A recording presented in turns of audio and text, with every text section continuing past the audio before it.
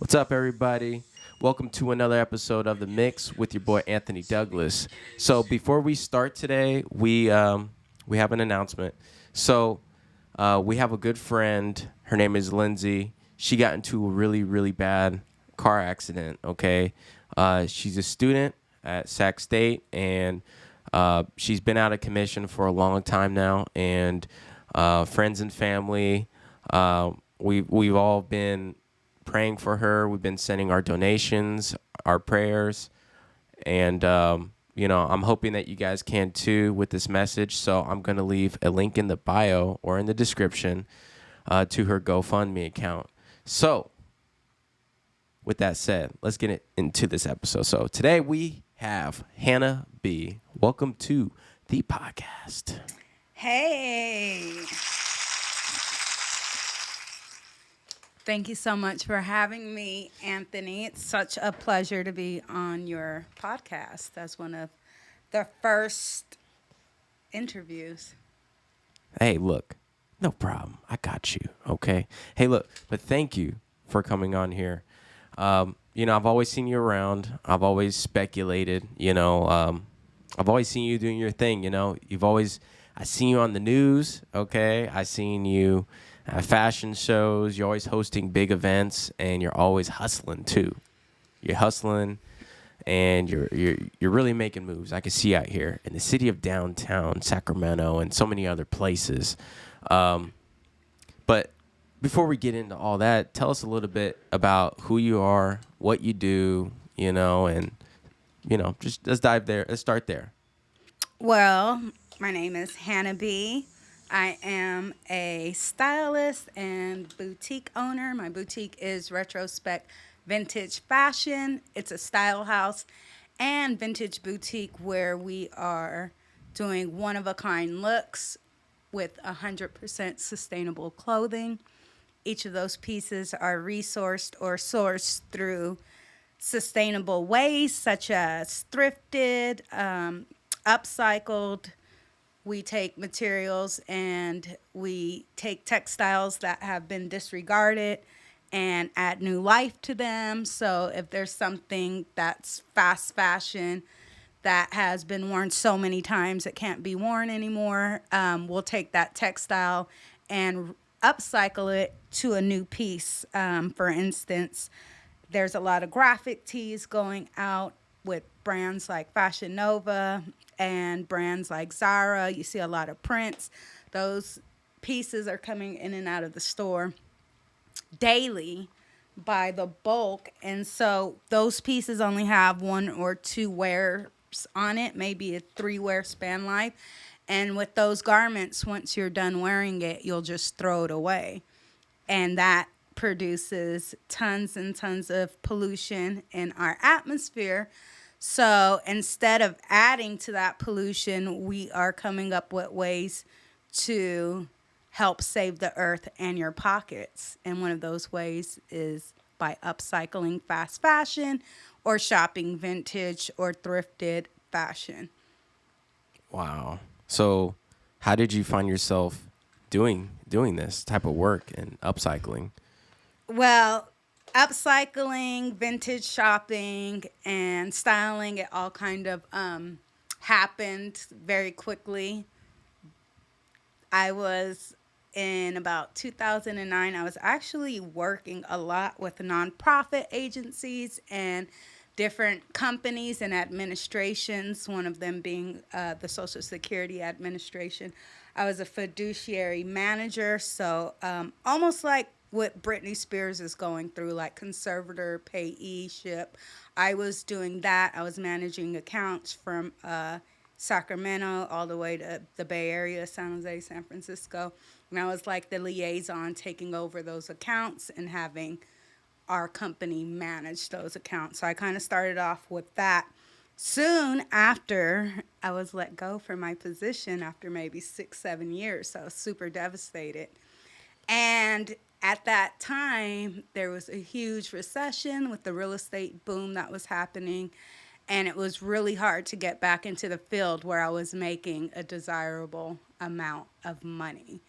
And so What happened was I was just trying to look for something similar and it wasn't happening. So in the meantime, I picked up a couple of skills along the way. And one of them was thrifting and finding vintage clothing and styling it, reselling it, and accumulating it. So once I found out that the styling and the clothing had a value market to it and that people wanted to buy pieces that were different, that weren't so fast fashion, that weren't anything you seen like at Macy's or Nordstrom's.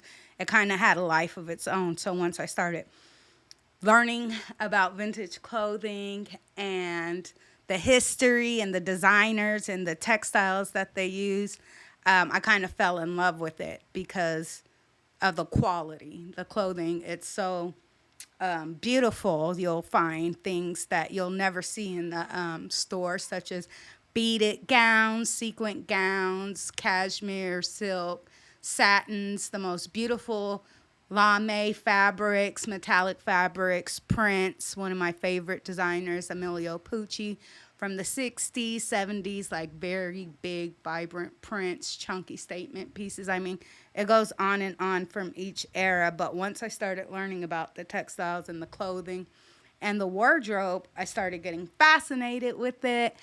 And that's when I learned about the resale market. And so I had a friend come down from New York and taught me how to open up an eBay store and told me everything that needed to be done, how to take pictures, the best way to take pictures, what day and time to take your pictures, what days of the weeks to go shopping. So they gave me a lot of valuable information. And then after that, I went ahead, got a mannequin, got a camera, got a computer, and just started taking pictures of the clothing on the mannequin. And it came out really, really cute. I would post it on Facebook, and this is around, I'm not going to tell too much, but I think this is around when Facebook first got started. So we were pretty new at it. So once we started showcasing the items on social media and online, a lot of people took a liking to it because I don't think they've ever seen thrifted garments styled on a model with full glam, full hair, full makeup, full photography. So next thing you know, I went from styling my mannequins into hiring and styling models. But I didn't get into it myself. I actually reached out to a very prominent photographer, Time Photographer of the Year, Cheyenne. Wow. And he's from New York. And so I reached out to him, and he had given me a huge compliment at the time, even though I was really brand new into the industry. And he was like, your work is equivalent to mine. And from coming from somebody with such a strong portfolio and such a great reputation, incredible contributor to fashion, even till this day, was a huge compliment. So we got to work together right away. Next thing you know, I was working with this photographer from New York, and the models that we were working with were all agency models. So I was pretty new and green. I didn't really know what an agency was or an agency model. Up until this point, the only fashion experience I had was watching America's Next Top Model. And so when we were working with these great, incredible, beyond agencies like Wilhelmina, Ford, LA models, I had really no idea how elevated they were. So we started working with the best of the best right away. And I was styling gigs, styling campaigns. I started styling exclusively for my brand. So that's how that kind of happened. So now I'm taking these thrifted clothing and putting them on these high fashion, really big models. And so that kind of took off even more. Wow. That's a long story. Gosh. So did you go to college to how did you develop the passion for it? Was it someone that you're friends with, or some sort of a parent, a mentor, someone that influenced you to get into this? Like, how did you find out? I actually always wanted a mentor. And no, unfortunately, I didn't really have a person guiding me, or did I have a mentor? Again, I was in great company. I guess you would say my first photographer was a mentor because they put me on and taught me so much. But I didn't go to school for it. I actually went to school for social work and sociology. I wanted to do nonprofit work sometime in the future and work with students. But at this time, I'm just focusing on the fashion arena, and in just enjoying it as long as I can. I didn't go to school for it. I just kind of picked up some things along the way. But the beauty about it is I've actually worked with so many colleges as a keynote speaker, as an assistant teacher, as somebody that contributed to classes and to a class program for styling, upcycling, and image classes. So I am actually working with a fashion school in Manhattan, New York, right now, currently, called LIM. And I'm working with their marketing department with a couple of interns that are actually assisting me in running my social media account and doing photo shoots over in New York. So that's super great. And at this time, they're calling me more of a mentor. I've actually developed that role, working with so many young people in the industry, just encouraging them to do well. They've kind of adopted me as their mentor, which I'm Wow. super honored. Wow. So would you say that not going to college and going about to the traditional route actually served you best in, getting yourself into the industry and really uh, pushing and breaking the boundaries? Would you say that? No, I would definitely tell every young person to get the college experience just so they can meet new people, new cultures, new faces from around the world and get introduced to stuff they probably never would get introduced to because they wouldn't have that access to so many people on campus. So I would always advise younger people or students to go ahead and engage in that college experience, even if it's just a semester, just so you can have the value and the experience of what it's like being amongst your peers without being so gauged, like as if you were in high school. You know, there's so many rules. But yeah, I would say definitely. And if you're not a education person where that doesn't fit you, a schedule or going to school every day, I wouldn't recommend it. I would recommend interning. I would recommend looking for people that's already in the industry that you can mentor or shadow, or learn from. You can't always learn everything in the classroom. It's more or less about the experience with your peers, I would say, and your professors as well. But I would definitely pursue my dreams, whether it was through college or any other outlet, because some people might work well on an atmosphere where they're around peers, but some other people might work better where they're secluded more at home or alone. So it's really more or less about that person and what their wants and needs and future goals are. Wow. So has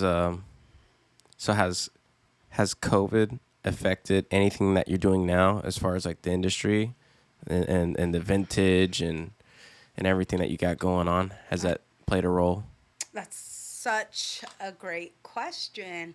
Well, I would say at the beginning of COVID, my business was actually booming. We did the best that we have ever done. We ended up taking on some new tasks, which were providing and making face masks for the public. That ended up taking off really, really well. We did a whole line retro collection. Believe it or not, it really, really took off in Pennsylvania. So I probably think we supplied the whole state of Pennsylvania with our signature polka dot mask. So shout out to y'all for supporting us during hard times. I had a boutique as well in San Jose that I was partners with called Moon Zoom Boutique. COVID did affect that aspect and that part of my business. We were shut down for months at a time. Our biggest month is for selling is June, July, and August, which is Burning Man Festival. We each do about 10 to 15K a month. But with this COVID, there was no festival. So our business really took a hard turn. I ended up staying with the vintage store throughout the whole COVID experience. I did lose a lot of money each month. So finally, at the end of the year, I had to make a decision on whether or not I want to continue to lose money being a partner at this vintage boutique in San Jose, or if I wanted to kind of go online and pivot the business to where we were just exclusively online. So I rolled the dice, I took a chance, and I ended up leaving my co op in December, I would say, just because I was losing so much money with that entity. So then I left and decided to just pursue online. And that ended up being just a little bit harder than what I expected. But we're working through it and we're repivoting and just getting our brand out there, working with really great people right now. I see. Yeah, it seems like a lot of people transition to online, especially with the whole COVID thing. Yeah, and if you weren't online before COVID hit, then learning to get on it now, it's almost like being in a McDonald's drive-through and it's like a whole bunch of people there, and everyone is trying to get the same thing, Right. and so yeah, it's definitely hard, if you weren't doing social media before. But were you doing social media before the whole COVID thing? Because I know I seen you. Yeah, definitely. We had a social media presence.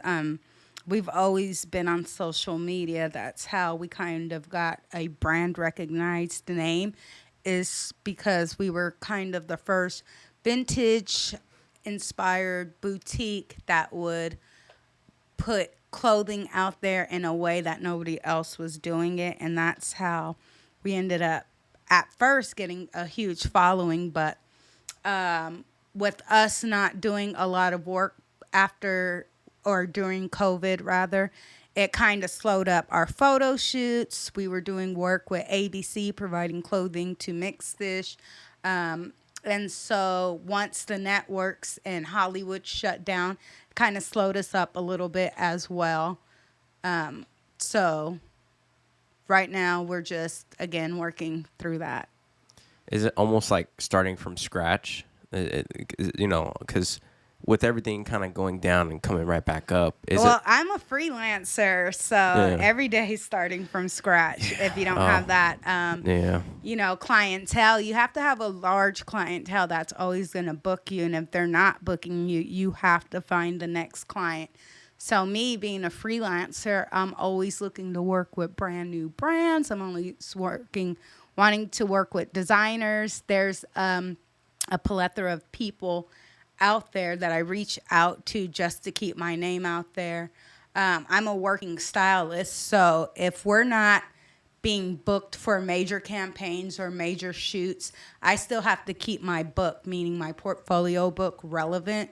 So I have to do stuff, whether it's shooting with A-list stars or shooting with up-and-coming people. I have to make sure I'm always constantly working on my looks, working on my color schemes, my techniques. I do a lot of color play, a lot of pattern play. So I'm always working with different patterns just to make sure when I put my looks out there that they're relevant and people are going to say, hey, I wonder how she put that together. I've even had photographers on set say, this isn't going to work out.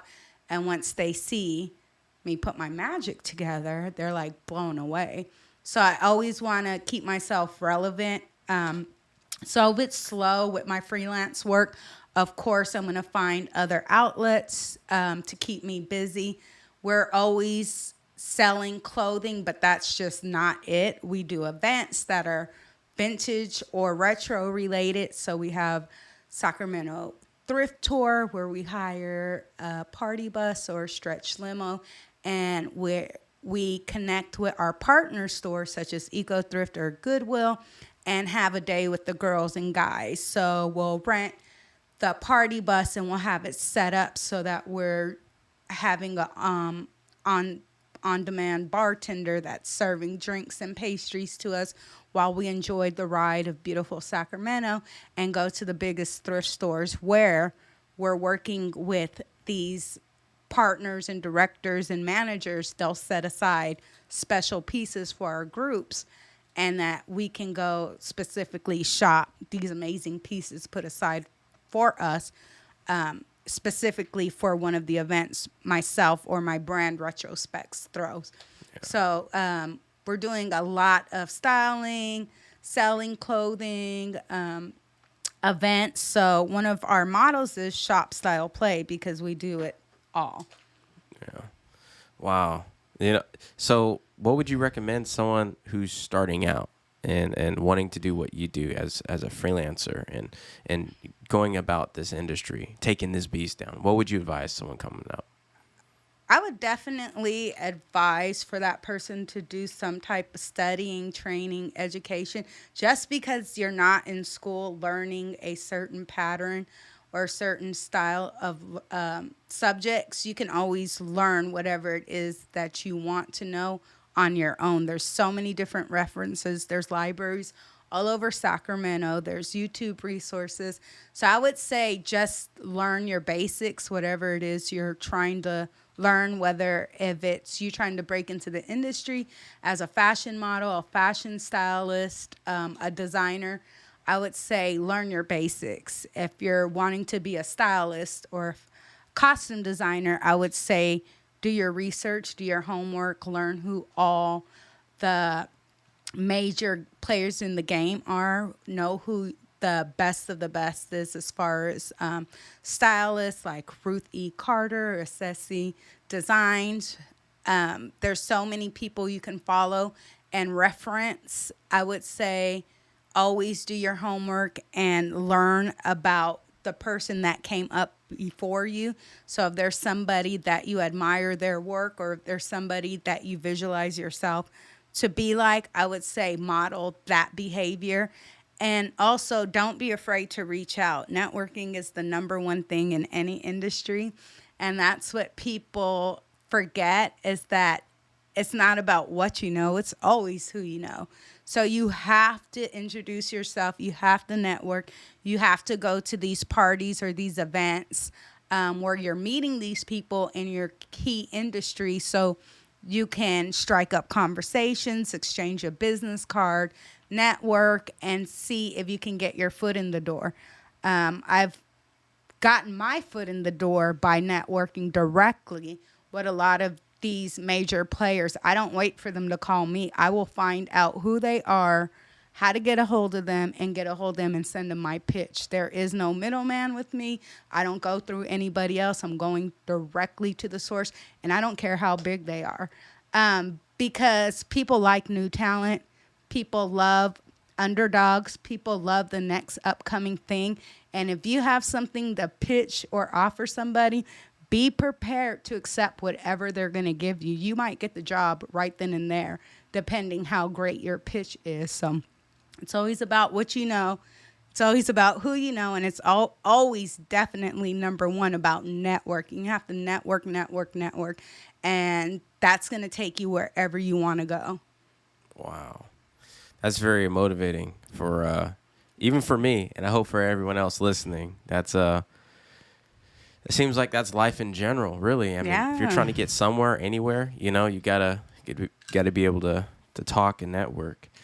So, tell me a little bit about your background, because you're a hard worker, obviously. I mean, you've made so many big decisions in your life. It seems like to be able to get to where you're at, and but I want to know what makes you tick. Like, where did you come from, and what makes you you? Like, tell me a little bit about yourself and your background. Okay, well, I come from San Jose, California. I was raised here in Sacramento. I'm Ethiopian and Spanish descent, and I've went to school here in Sacramento as well. What makes me tick is that what you said? Yeah, like I want to know what makes you tick. I don't even know what that Well, means. like what makes you you. Like everyone's a little different. Like Oh, what makes you okay. different. What makes me different? I don't follow the crowd. I don't follow trends. I don't pick sides. If I'm very black and white, it's uptown or downtown. There's in no between. There's no middle. It is what it is. So me personally, you're gonna get what you see with me. There's no sugarcoating. There's no highlight, underlying personas. It's either you're going to like me or you don't, because I am a little bit too much. I'm very, I'm an excited person. So when I meet like interesting, cool people that I vibe with, I get super excited. I love meeting people that are super interesting from other countries, just people that I can learn from, gain knowledge. I don't like wasting my time with just like mindless entertainment. I really like the arts. I love the museums. I love culture. I love food. So if you're really not fashion in that arena, it's really hard for me to relate with you. But what makes me tick is just having positive vibes around me. I love laughing. I love having fun. I love being around friends. So that's all that helps me be me, makes me excited to wake up and, work my fashion line, go thrifting, finding things. I love to connect with people. So just having a really great positive circle of very creative, very interesting, educated people around me is what I love. I love learning new things. And if somebody can offer me something that I can take away and use at a later date, then that's the person for me. That's what excites me. I feel it. No, that's cool. I hear you. Having a positive group is very important. So for you, That's all about the vibrations. you are absolutely right. And I noticed, like, when you get into your field of things, people might feel discouraged because their circle of friends that they might have grown up with aren't supporting them. I say, don't feel bad. Don't worry about those people. You guys are not the same people you guys were when you were 8 through 12. You've moved on, you've matured, you've become your own person. You guys now have different likes, wants, needs, desires. So it's not fair to yourself to want to have that support from people that you outgrew. And it's not fair to yourself to beat yourself up wondering, why aren't my friends supporting me? Because the people that you came up with, they're never going to support you as much as you want.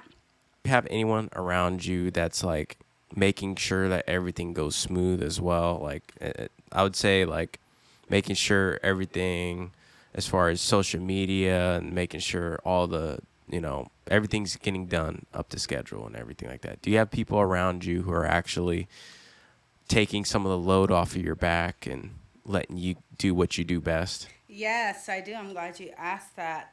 Again, like I told you before, we're working with an incredible fashion school in Manhattan, New York, called LIM, and we have a fabulous relationship with this design school. And right now we're working with a few students from there, and what they're helping us do is content creating. So they're managing our Instagram, our social media. We also have a designer that we work with that helps execute designs that we do. I have an assistant that manages my calendar and manages our bookings. If we're looking to do some work in another city, they'll go ahead and arrange that for us. So we do have a team of people, And we also have people that help us in other areas as far as sales girls. We have a setup guy. We have photographers, models. We do have makeup artists and hairstylists on the team. So it's just a huge network base of contractors and freelancers that I normally hire out. And we just all been working together for quite some time. And so they'll help relieve some of the load, whatever category they best fit. Okay, I see you. I see you. Uh, Man, you're stacked. You got everyone that you need. It seems I like. have a good team right now, I would say definitely. Wow. So, do you have any like upcoming events and stuff like that you got coming up soon? Well, right now we're planning for the rest of the summer. It looks like we're going to be doing a couple events. One of the events will be with Doko at the end of this month with River City Marketplace. We're thinking about doing an event with Thrilling out in Brooklyn on August 17th. Right now we're just trying to figure out the logistics of mailing or shipping rather all of our garments. So we're working on that, and then we'll be doing the Manhattan show in October. Wow. So you got a lot of events coming up. It seems like it was Just a couple. just a couple. Or I'm pretty sure they're going to be pretty big though. We're just Each getting one. back into the swing of things since after COVID. It was really strenuous with us because we love to do summer events. We work with Concerts in the Park with Downtown Partnership, and this year they weren't able to do the vendor event or the Concerts in the Park, so we were looking for other outlets. So we found a few to keep us busy in the meanwhile. I see. That's pretty cool. So, who? So, out of all the people that you work with, who are some of the people that are your favorite on working with? I would say some of the most amazing experiences I've had were working with several different people, one of them being CC Rodrigo. She is the costume designer for all the legendary, iconic shows that we see on TV and replaying now, such as Sister Sister, A Different World, so iconic. Mixed Dish, a Black Lady sketch show. So it was just a huge honor working with a costume designer that has been working in the industry for well over 30 years and is known for their iconic, amazing looks that we see every day from, again, Living Single, Sister Sister, Mixed Dish. So I was really honored to have somebody of that elite level recognize my work and hired my brand as an executive costume designer for ABC, hire my brand, Retrospect Vintage Fashion, to provide clothing for such a huge network was one of the best opportunities I've had. Another great opportunity I had, again, was working with my mentor, Time Photographer of the Year, Shemayim, and he was gracious enough to have me on set working with CEO of Johnson Publication, CEO of Ebony Magazine, Fashion Fair Magazine, Fashion Fair Cosmetics. I was honored to join them on set for a 12-month campaign with Ebony Magazine where I was able to style the whole set. I was really honored to see my work in Ebony Magazine for 12 months, every month for the year.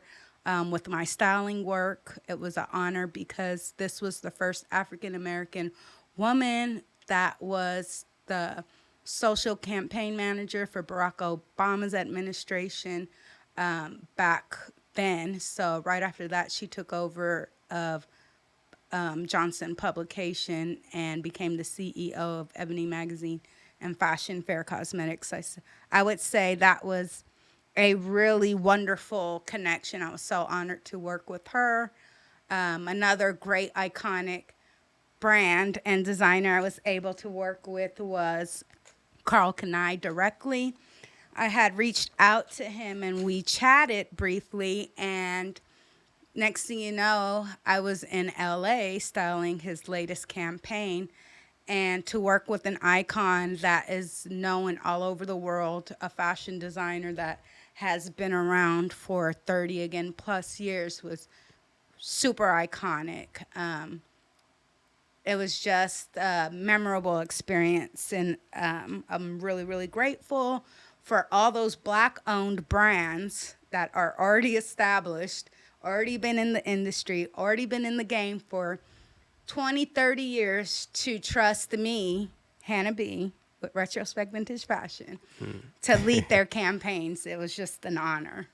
That's awesome. That's really cool. It's like they didn't forget about the people up and coming, They didn't forget about Right. the roots. Exactly. That's why I say always network, always reach out. You never know who's going to say yes. And another thing, when you're manifesting, make sure when you're manifesting, you know what you want, because when the opportunity comes, you better be ready to say yes. You better be ready to jump on that flight, whatever you're asking for. You better be ready to go, because when the time comes and you're manifesting stuff and it gets there and it's here, you better be ready for that opportunity, because it's going to happen straight up.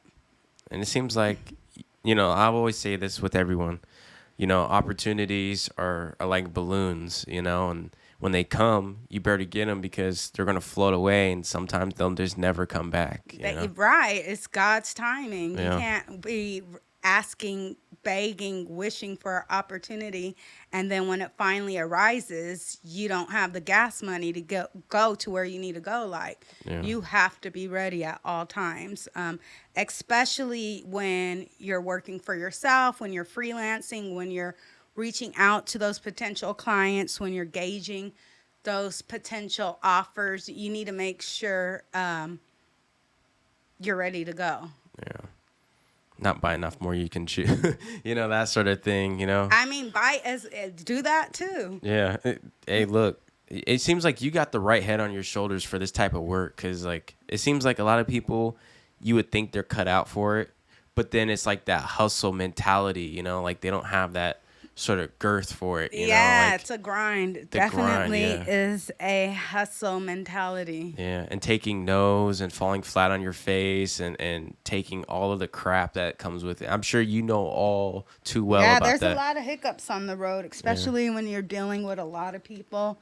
That's why I have contracts, like I have everything, my paperwork, all my permits, licenses, everything I need, just so I am coming off the most professional way I can. I am representing myself as a black woman, and so I need to deliver best as possibly as I can. I'm under a microscope at all time in this industry that I am. It's very small. The entertainment industry, fashion industry, it's small, very small. So you need to make sure you're always doing great work.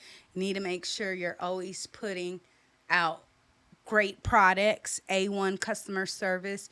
You need to make sure you're on top of your game at all times, because you're under a microscope and people are watching you and they want to see how you deliver. So you need to be on point at all times. Show up on time, don't be late, be respectful, have a great positive attitude. Do what they ask of you, no attitudes, get your work done, and move up the ladder. Wow. So for you, so where do you plan on seeing yourself in like the next 5, 10 years? Where do you hope to be or see yourself?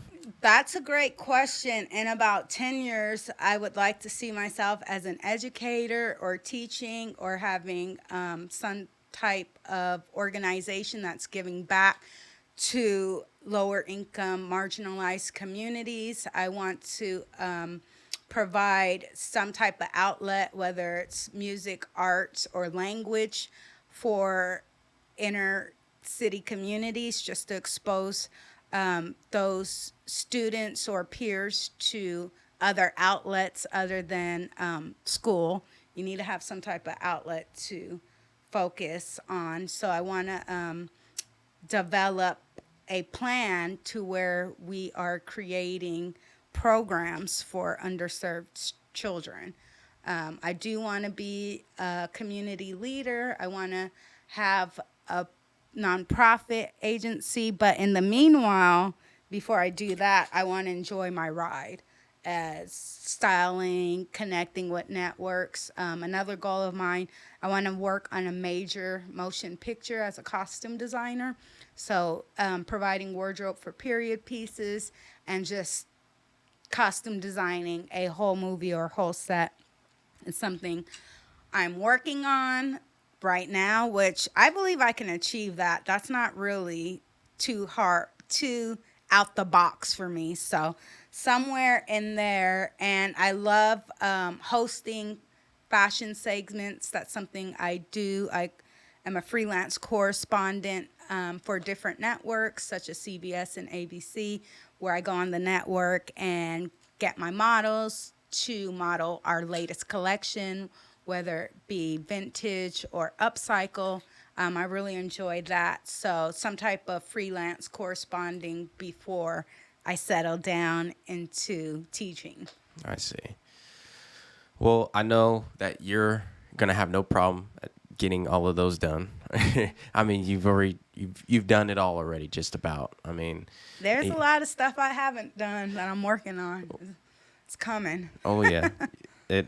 Hey, look. I know it is. It seems like a lot of good things are coming, even through the worst of times. Even like right now, a lot of people have horrible things happening to them. But I know that for myself and for many other people, great things have happened to them as well. So, is there anything that happened to you during this whole time that was good for you and positive? Yes, there's always something positive. PPP loan, huh? No, I'm just kidding. Life lessons. Life. Lessons learned. Sometimes you got to learn to move on and not settle. I've see. learned the value of moving along when I feel like it's time to move on. You have to value yourself. You have to value your time. You have to value your work ethics. And if you're not getting the same in return, you have to always know when it's right for your brand to stay or to move on. I had to have some type of discernment this year that led me to the idea that you have to be able to move on and not stick around in a situation that you're not gaining from. So I would say during the pandemic, it gave me kind of clarity on where I wanted to be and what I want to do and what I want to move on from. I started selling clothing that was not in my interest. I love selling couture gowns, high-end, beautiful vintage, and I kind of went backwards. I was selling like retro t-shirts, sweatshirts, shorts, and stuff like that. And that was because of the store I was at. We really catered to like the Santa Cruz market. We catered to a lot of teens and students and young adults. But even though we did a lot of sales, that wasn't really my true love. Like, I love avant-garde.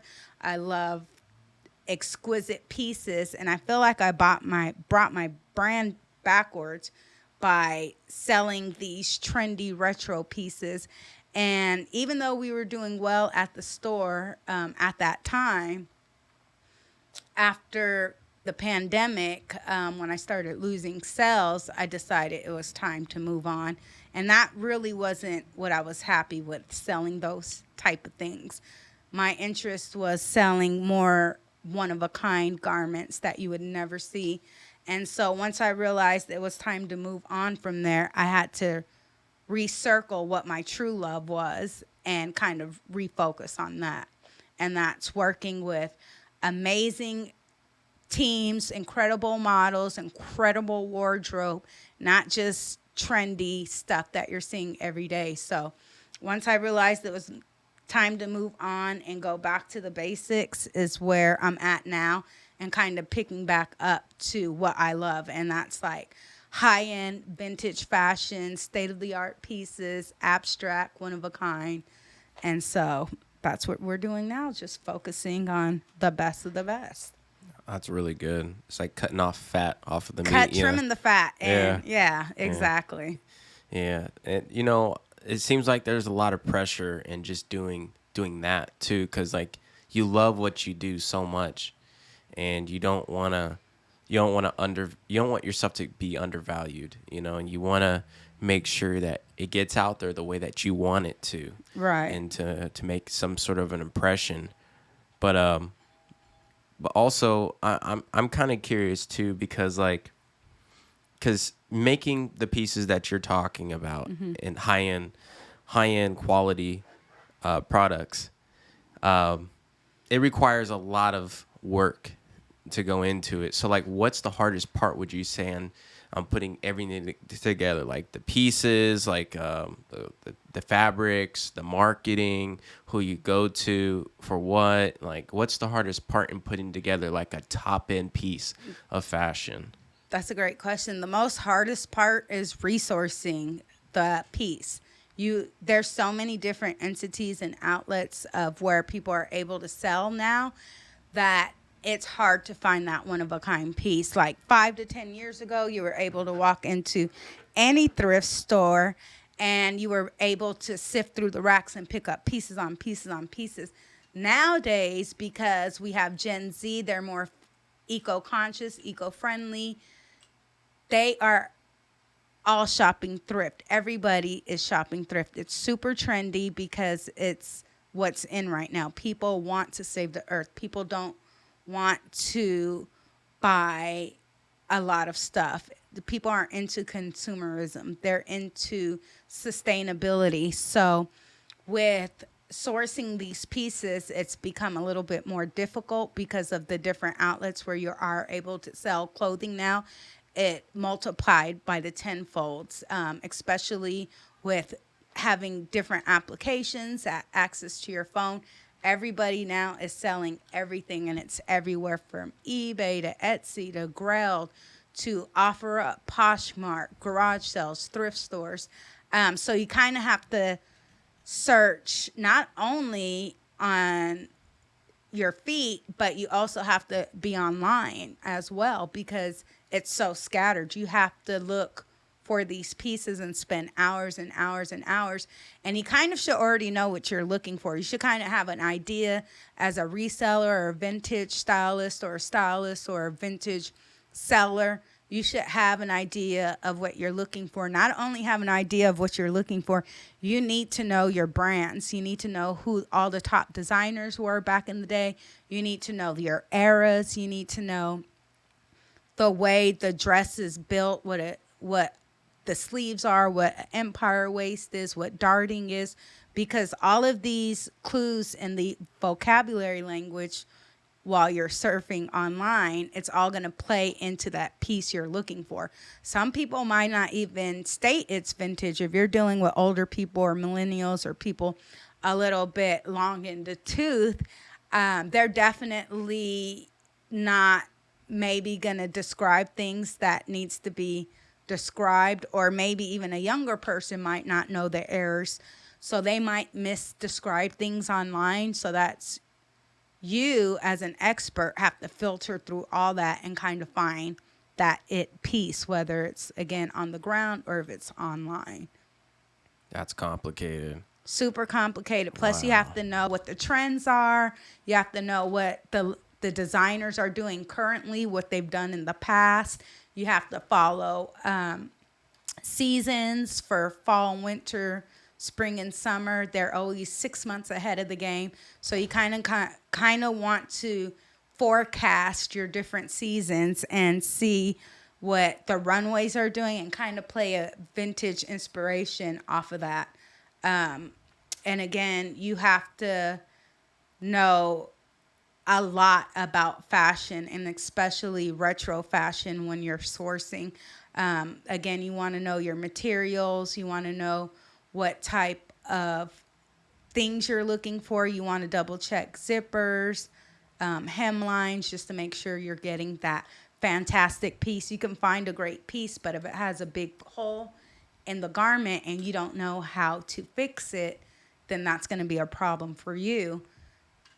For me, I have a team of designers, and I have actually two designers. Shout out to Brown Skin Design. I actually met her at Sac Fashion Week. And then I have another designer, Nguyen from Vietnam. So those two gals really help me out. When I find a fantastic piece, I deal with a lot of beaded dresses like Bob Mackie style, where they're weighing like 10 pounds of beaded vintage sequin materials, and sometimes they'll have lost beads or sometimes they'll have holes in it. I have to take it to my seamstress and designer so they can fix it to where it's ready to be resold. So those LTAs on my team come in handy. You want to have a really solid team, so when you are sourcing, you can put these looks together. Wow. You know, it seems like you really have to know what's in demand before the consumer even knows what they're going to want. Exactly. That's crazy. Yeah, so I've been Wow. doing a lot of forecasting, and I've noticed a lot of jumpsuits, palazzo pants, two-piece sets, outfits. Those are all trending right now. So if you see, or if you're a vintage seller or collector, I would think those would be like the staple pieces right now for the summertime. Anything 90s or anything bright color, a lot of colors in right now, vibrant color, big patterns. Just because we're coming out of a pandemic, people are wanting to see a lot of color. They want to see a lot of vibrant details. So that's really important to kind of assess your clientele, to know what they want as well, or see what's trending through different high-end designers. Man. So, man, this is crazy. Like what you're describing to me sounds like a whole lot of stress. Like, I'm surprised you don't have gray hairs on your head, but that's crazy. So for someone starting out, once they figure out how to do the fashion and doing the high end fabrics and the different types of looks, it's like they have to now get it on social media, which is a whole other beast of in itself, and then having to market that in a way where their stuff can get out there. But there's so many different outlets, like you said. Like you got all these different places selling clothes and upcycling, and there's way too much competition out there. So, what would you say? What do you think you can do differently on the marketing part? Because it seems like that's one of the biggest issues. Because I'm sure there's a lot of great designers out there who are having a difficult time getting their stuff out there, but then the social media is just like killing them. Like, I'm sure they're not loaded like you and have like a well qualified team around them to be able to help them out and mentor them in the right This direction. team was actually curated and took a long time to find. They didn't just come overnight. Shout out to my number one intern, who's no longer an intern, who's actually working for Nick Cannon, Miss Ashley Goins. What? She's been with the family since we started. Wanted to make sure I give her a shout out for doing such a wonderful job. That's pretty cool. That's dope. It's crazy. You work around a lot of dope people, and it seems like you keep it dope in general. Yeah, and like I said, I'm a mentee. Like, I found a team of young people who kind of flock to me and call me and ask me questions or, advice or help with their careers. And I'm always willing to give information. I don't like when people don't share information, especially when it's a young person that's requesting it.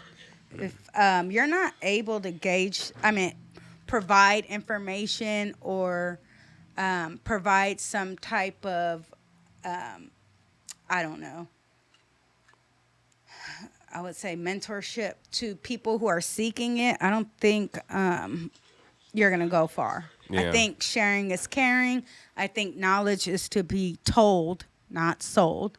Especially with my community, I really love giving back because I want to see. I believe that the generation under me, that's who are going to be hiring me when I get older. Those are going to be my bosses.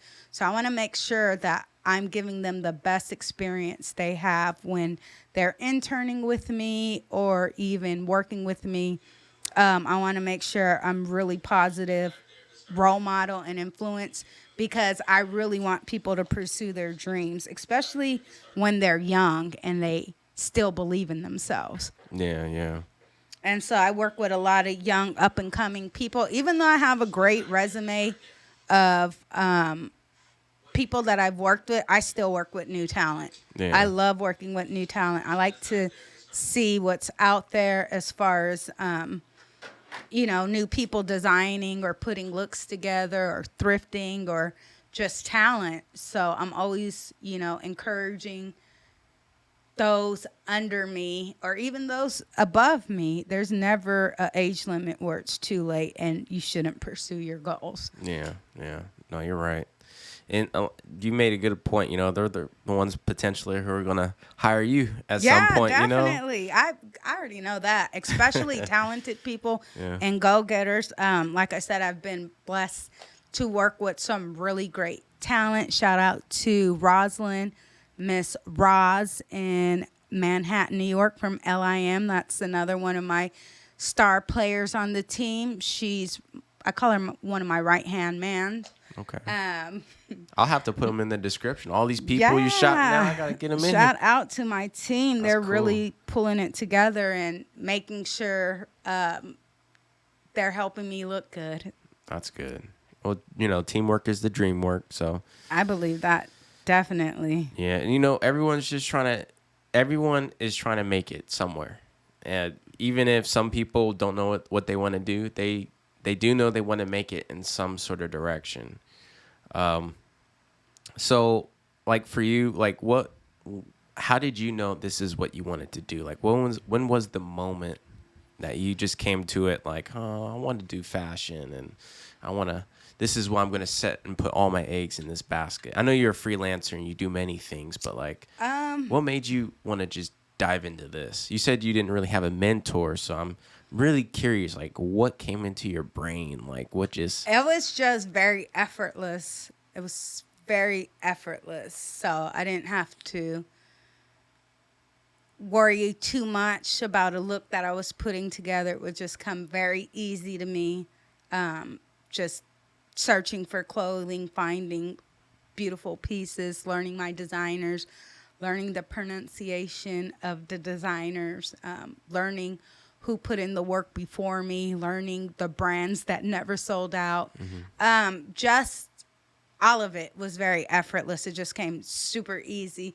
I didn't really have to think too much about it, if that makes sense. I see. Oh, that's cool. Some people I talk to, when I've asked them the same question, maybe a few, I've had several different answers, but one that I found quite interesting was that they usually didn't have much. They didn't have much clothing, or they found themselves, because they didn't have much clothing, having to makeshift their clothing, make their own types of styles that fit and look the way that they wanted to, just to keep up with the styles when they would like go to school, and they didn't want to be made fun of. I was a tomboy when I You're came a tomboy. up. So I wasn't into fashion. I was wearing khakis all the way till I was 30. Ain't nothing wrong with khakis. Come on. And white t-shirts. I wasn't really pressed for fashion. I mean, I had pieces and I loved to dress, but me, I wasn't into fashion. I was a kid's kid. I loved to play. I was playing outside, climbing trees, throwing rocks, riding bikes, having the time of my life. I never even thought about it. Wow. I mean, other than the time that I got my first Bart Simpson tank top and my first New Kids on the Block button and my first pair of Airwalks. Okay. Other than that, Okay. I didn't really, it, like I said, fashion is effortless. If you either got style or you don't. One thing you Yeah. can't do is buy it for yourself. You can hire a stylist, Yeah. but when it's fashion time and it comes to putting a look together, you either have it or you don't. Yeah. It takes a special type of person to see that. It's like, I remember, because, like, I'm not going to lie, I have no style, okay? This is why I find people who are in the arts and crafts and stuff like that, I find them very interesting because, like, for me, I'm like a one-trick pony. I got, like, maybe one or two good things that I could pull off, You would never even, like, doubt me, but like, some of the fashion shows that I've been into, I've had a few good designers who could just make me look a certain type of way, and I'm just like, who is this guy? Like, I don't even know. It would change the way I feel, the way I acted. Oh And yeah. it's crazy. And I'm sure you enjoy giving people that sort of feeling, especially when you know you're good at what you Yes, do. I've had people cry on set, styling them or dressing them. That's actually the number one honor when somebody's in actually tears because they're so excited the way you dress them or put together outfit. They actually start crying. That's the moment you made it. Like, oh, Wow. I put a look together and you cried. That means I did my job. Wow. Now give me your wallet. Basically, Run it. run it. No, that's awesome. That's a special service. That's what you want. You want that person, whoever you're dressing, you want them to feel like another person, like somebody they never felt like before, somebody they never seen before, somebody they could never even imagine. And then when you put the look together and they finally see it and they're so enthralled that they're in tears, then you did your job. You're right. Or another thing is when you're working with somebody and you introduce them to different looks and they reject it. I would never wear that. That would never look good on me. I would never put that on. And then you put it on them and create your moment, and all of a sudden they fall in love. Like, I would never have done this if it wasn't for you. So that's also another honor when you're actually dressing somebody Wow. and they are so impressed with their look. Wow. And especially if it's something they didn't want and it worked out. I love to see those moments when people go outside of their box. Wow. It's like you really are making something. Like, you really give people direction too. And thinking about that, like, you really, it's more of a creative director. yeah. Right. Because like, when you wake up in the morning, you look at yourself.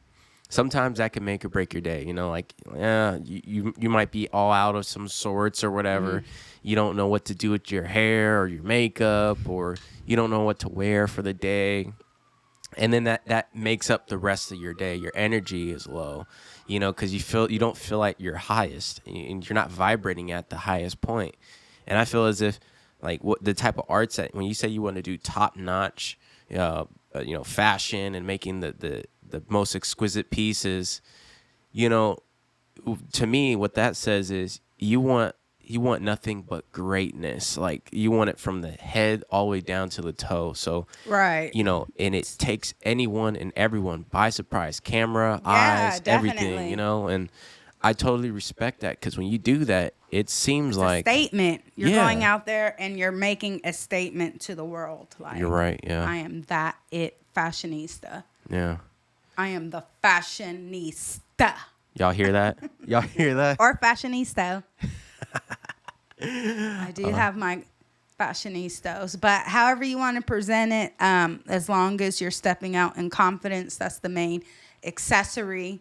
A lot of people really don't know that confidence is key. That's your best accessory. If you're confident, then you could present any look. And that's why we get these people who initially would say, I would never wear that, because somewhere in their mind, somebody told them, or society told them, or TV presented itself to a way that they feel like they can't project that image. So when you are projecting these images and putting people outside of their comfort box to introduce these different looks, they get super excited because it's something they would never have done before because society told them that it wasn't okay to wear blonde eyebrows, or society told them it wasn't okay for a 40-year-old to wear a crop top, or society told them it wasn't okay for a woman 8 months pregnant to wear a Band-Aid dress. So you really want to bring people outside of their normal realms just so they can extend their experience as far as life. Like, let me try this platinum blonde hair one time, or let me try chopping my hair off for this bald look. Because once you find your look and once you're comfortable in finding that signature look, you're going to be vibrating so high. Everybody is going to notice. Once you're very secure with yourself and your self-image, there's no stopping you. As far as career, goals, interests, love, anything, what's going to stop you if your confidence is at 100? Who's going to tell you no? Not yourself. If yourself is not telling you no, there isn't anybody else who's going to tell you no. Man, no, you're right. Absolutely and right. You're not going to accept it. Yeah. When you're vibrating at your highest, may it be, you're at your peak of where you want to look, of how you want to present yourself, how you want to dress. No one can really interfere with that. Yeah. No, you're right. That's why it's important to get these statement pieces, get these key accessories, get these key vintage pieces. So when you do want to present yourself like a star and are ready to be reciprocated as one, accept it. Because once you're confident and you're self-accepting, then anything looks good. You could wear anything, and if you feel great and present that confidence, it's gonna look good on you regardless. Like I said, you can't buy style. Yeah. Can't buy it. You have to put it together and present it to make other people like it and accept it. If you already accept it, you already did your job. Wow. That's powerful. And what you said, and that also ties in what you said earlier too, about, when the opportunity comes in, and about you being ready for it, looking the part is part of the job, and making sure that you look it, you feel it, and you're radiating at the highest level. And people will believe that. They won't question you for one bit. They have to take it, they just got to take it as is. You get what you ask for, right? Right. Man, that's awesome. I'm not gonna lie. Like, I know all the questions I'm asking you today has been a lot related, but this also helps me out on my journey too. And as far as definitely, this is for you too. Yeah, it's all facts. And look, and this is why have your great team, have a great circle, have a great network, be confident. Yeah. Boom. Boom. That's and just all shine. it is, and shine and do your job. No, you're awesome. You're awesome with that. You're always doing that too. Like, you're not just you're not just talking about it, but you're actually leading by example. Right. Which I want is to awesome. be example. I want to be a leader, not a boss. Yeah. I want to lead. But you are the boss too. I mean, I see you. That's only limited. If you're leading the world, that's unstoppable. But if you're just a boss throwing out demands and commands, you have to be a leader where people want to be like you, not afraid of you. Mm-hmm. When most people say boss, they're usually scared of their boss. People can't come to their boss and tell them what's really on their mind, or what their ideas are, or what their dreams and goals are. I want my team. I want to be the leader. This is my dream. This is my goal. This is what we're going to do to get it. Now, what's your dream? Let's get yours. What's your goal? Let's do that too. It's all inclusive. It's a team. Let's all get it together. It's enough at the table, more than enough.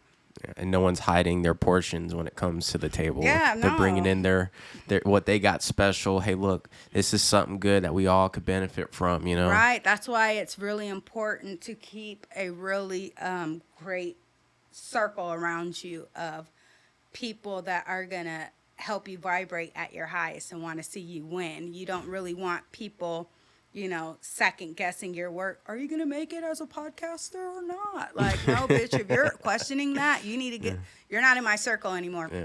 it's donezo. Like, I Yeah, don't have yeah. time to question myself Yeah. because of your insecurities you have on me. As a matter of fact, you don't need to be in my circle anymore. Boom. If you're so insecure about what I have going on with my dreams, now you are taking a moment in my time to think about what you said, and I don't have time for that shit. Yeah. We don't have time for that. We You don't hear me? have time for You that. hear? We just got to keep it moving. Keep it moving. So did you have to lay the foot down in your group at some point? I'm pretty sure you have. I mean, there's been a couple of times. Not really. I always have great people around me. No, there's only been infractions, nothing major. Okay, just traffic violations, nothing like, no hit and runs. It's like it got addressed. No, we haven't had any major like disasters or hiccups. I see. And Some we can't say, some we can. No, I hear you though. Like, you do got to keep everyone in check and on the same page too. we haven't had no major hiccups so far. So we're all good. Oh. At least that social media doesn't know about. Hey, and social media, they don't have to know about that. That's all personal business. To make the best content and the best fashion design and you know what I mean. Some stuff stays behind the scenes for a reason. Right. Because if all that stuff was on that, I can't give you guys forefront, all would my be- trade secrets. Yeah, that I part. can't give all the trade secrets away. Yeah. We have to keep a little for ourselves. I hope you give me some secrets. Oh, definitely. You know me. I'm from out here, and I'm trying to. You see me. I'm trying to do my thing. I'm trying to stay it's afloat. So fabulous. Shout out to the Mix podcast, man, the you're official Anthony Douglas. Oh man, look, I'm putting that. I'm gonna make a little trailer of that, and then I'm gonna market that. You're gonna be the head Perfect. on that. All right. Look, I said it. So now your face is gonna be on it now. I already been working on a trailer, so I could. I'll be on the trailer. Yeah. No, you are. You made the clip. You made the cut. Oh, good. You good. No, that's awesome. Bring a couple of friends. Yeah. Hey, look, I'm trying to do so much. Like I stay. Get you some of our team members, couple makeup artists, some some models, some photographers. Have them all tell you what it is to work Hey, behind the scenes. I like that. Hey, I'm with all that. Look, I'm always trying to push the boundaries. Of course, I ain't been to college. I don't know how none of this works except the real life. So I just want to figure out along the way. Just because you haven't gone to college doesn't mean you can't keep educating yourself. Look You're at your right. amazing You're right. setup. You said Yeah. you learned it all on your own. So Yeah. yeah, college isn't for everyone. Like I said, it's just a great experience for young people, I believe, just to mix and mingle and get to know the world a little bit better. But there's other outlets where you can get educated, learn, gain knowledge. Again, libraries, YouTube, books. There's so many different ways to gain knowledge, hands-on experience, learning, shadowing by other people that are experienced in whatever the field is. Yeah. So many, and on top of that, just to add to it,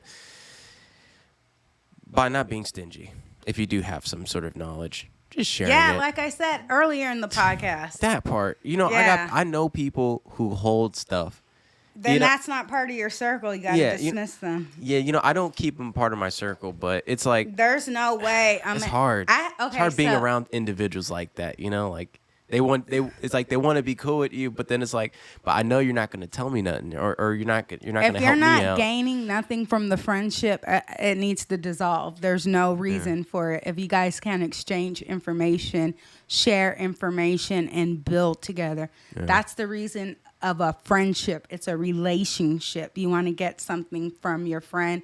You want to give something to your friend. So if you guys aren't exchanging knowledge, resources, ideas, and only smoking blunts and drinking, that's not your friend. That's your kick it buddy. That's your kick it. That's buddy. your part-time person that's going to be around for only a little aspect of your life. That's not really somebody that you want to bring into your world. If they're just kicking it and not exchanging ideas, or if you guys aren't feeding off of each other, there's no reason to. I mean, you're young though. If you're a youngster, you got to experience a little bit, but if it's not beneficial and if you guys ain't winning or growing or getting money the legal, moral way, Yeah, that part. there's no reason to be friends with somebody if there's nothing to gain from it, whether it's knowledge, information, things of that nature, fun, you Yeah. know, Yeah. Everyone wants to get the clean bag. fun. Everyone wants the bag, right? But no one wants to. But it's so many bags out here. If you're not sharing the knowledge, then that means Yeah. you might be worried on competition. That part is, you know, oh man. See, this is why I love talking to you, because it's like that's a lot of people, and some people need to hear this too, because like they realize that they're in the same boat as many other people. Like you are me and I am you. Like, people don't think about other people like that. That's why I said it's so important to lead a team instead of bossing a team around, because I want all my team members to come up and pull up and coming talent, in which they all do. Like, I can't not have all this information and not share it with you. All the information I've shared, people have moved on to bigger and better things. Like, anybody that's interned for me are on to bigger and better things. And that's because I feel like they had that access, that resource. They were able to ask questions, even having a little bit of support from somebody in the same field by just even saying, good job, go for it, you know, keep going, you know, being a cheerleader. You have to have people in your circle that want to see you win, that are going to encourage you, that are going to support you, not just watch you. Because if you have those people that are watching you and stagnant and just waiting to see if you're going to fail or win, that's a waste of time. You're wasting my network of people who want to see me win. So then that's when you kind of got to filter people out of your circle, especially if they're in the same industry. That kind of is a slippery slope. Uh-oh. It's kind of a slippery slope. Why is that? Because people are naturally competitive. So people are naturally competing against each other for one reason or another. But to me, I don't compete. I've never played games. I'm not into sports. I don't win, lose, or draw. I just go into my own game, my own arena, and play my own rules and by my own book. And that's why I'm a freelancer, so I can call my own shots. I don't have to be subjected to what somebody wants to box me into. And with having other outlets and people doing the same thing, like I said, I'm in my own box. I'm not competing with anybody. I'm doing what I want to do for my own imagination, for my own creations. I'm not looking at what you're doing because it's irrelevant to what I'm doing. So there are other, you know, designers, stylists that would say that would do vintage, but I don't really see them as competition because I feel like I'm doing my own thing, which is so different compared to everybody else's. Like, we're never going to present the same item, so I don't think of you as a competition to me. The only way I would look at it is if it was competitive, if we're going after the same client. That's the slippery Or slope or the same show. Yeah, Oh, of course. yeah. Like in Hollywood, Like, with who's a better actresses going to different casting calls or actors going to casting call, they're going to have to be amongst their peers and competing against this job. Yeah. Wow. I see where that gets complicated. But then that's just like you said, that's where you just got to shine, vibrate at your highest, and just try to be Right, that. you have to stand always. out to Yeah. make somebody want you instead of the next person. Yeah. And if you're, you know, concentrating on your style of brand, you know, hopefully it'll work out for the best. But if not, you got to cheer on the next person too. You're right. Yeah. And Absolutely right. another important thing is you got to keep your circle strong because it might not be your season to win. It might be my intern season to win, the one that worked under me, that, like I said, that could be my potential boss. So you need to treat everybody Wow. like they're gold. Your reputation has to be immaculate when you're dealing with people. You can't be a shithead. You can't be a shitty person and talking to interns or people under you crazy or disrespectful or demeaning, because those are going to be your next bosses, whether you like it or not, whether you believe it or not. Those are the people that will be hiring you, or you will need to cross that bridge at some point. So you always want to keep your relationships sturdy. You always want to keep your relationships updated, where you're always following up or try to follow up with potential workers, employees, clients, customers, whether it be people who've worked with you in the past. Oh, you always want to keep that bridge. Yeah. Nope. Don't burn any bridges.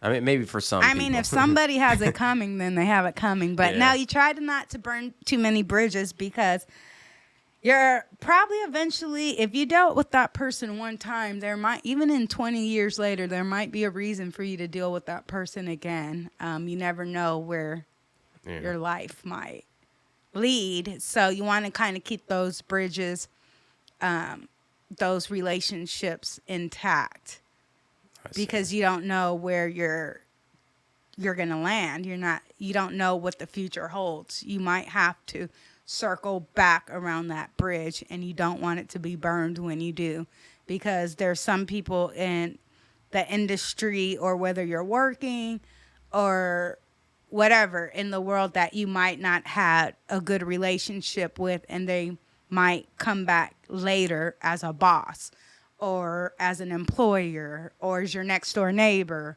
or, you know, some confrontation in the street. You always want to make sure you have good, positive relationships with people and settle anything that isn't good or positive right away. Oh, you're right. Well, you're my industry buddy, so so I can firmly say that. So as a freelancer, have you always been that, or did you work at any other jobs up and coming and then transitioned into that? Like, how did that I've worked for different nonprofit organizations and agencies. I've worked with Sacramento Area Emergency Housing.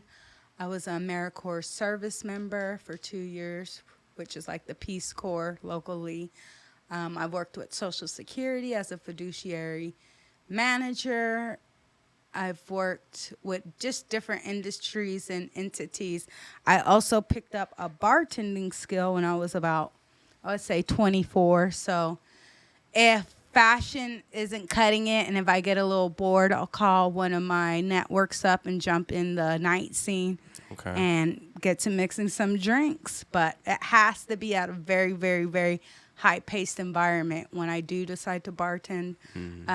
Whether it's a nightclub or Thunder Valley for the concerts in the summertime. I do have skills on the back end that I use when I need to. That's good to have, yeah. Just in case. There's a ton of money in bartending, so I love having that skill. And it's super versatile. I'm pretty sure you meet all sorts of people All just doing sorts that. of people. You probably find your next up-and-coming models or someone that you need to... I keep it really professional. I mix the drinks and take my money and take my tips and smile and look cute. And then hand them a business card. Hey, look, if you know someone. Cool. I really don't like crossing business like that. No, that's good, But yeah. I do it sometimes for fun, especially when business gets slow. My business usually gets slow in the summertime, and that's because people aren't going to gala events or big events as they usually do throughout the year. My big season starts in September, and that's basically when fashion starts. Every major fashion label or fashion house is putting out their brand new season during that month, and so it's really important for me to start sourcing pieces that are relevant to what all the big fashion houses are wearing. There's a lot of events during this period. Holiday events are really, really big. They start anywhere from October with Halloween parties and holiday parties such as family gatherings or dinners or Thanksgiving, Christmas, New Year's. Those are all really, really big seasons for me, just because so many people are dressing as immaculate as they can. And again, we're selling those really one of a kind statement pieces. So we have customers all around the world. I've sold to every continent except Antarctica. Wow. Yeah, and I've sold to hundreds and hundreds and hundreds of countries outside of the United States. So that's huge.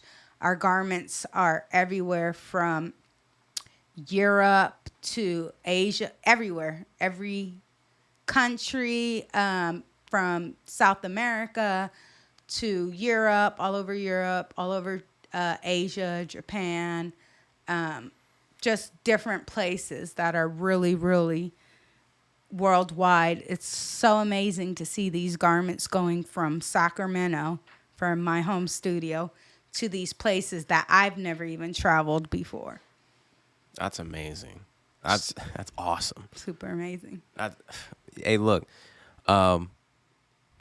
you're always welcome on this podcast. Thank you. You're always I'm welcome, so excited and to be here. Anything new, upcoming, or whatever sort of new announcement that you may have, and you need a market as well to promo, because I know how we talked about earlier, the marketing industry is it's crazy, especially with the social media. So, just so you know, I'm always doing my thing, so I'm always putting myself out there, and if you need something, you can hit me up. So definitely. Where can people find you at? You can find me on my Etsy shop at Etsy shop RVF, or on Instagram at retrospect_vintage_fashion. Or you can find me on our Facebook fan page at retrospect-vintage fashion. Awesome. Hey, look, I appreciate you for coming on to this Thank podcast. you. Such a wonderful experience. This is an amazing set. Shout out to the Mix Podcast at Official Anthony Douglas for having us. Hey, and you said it. We are out. We are out. Hannah B signing off.